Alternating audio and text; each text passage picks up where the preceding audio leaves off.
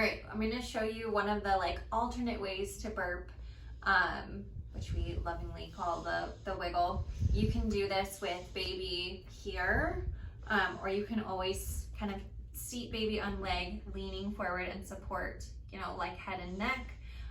But you're going to use your hands and hold kind of at the base of baby's pelvis, and then you'll literally just wiggle up their back, getting all the air bubbles up.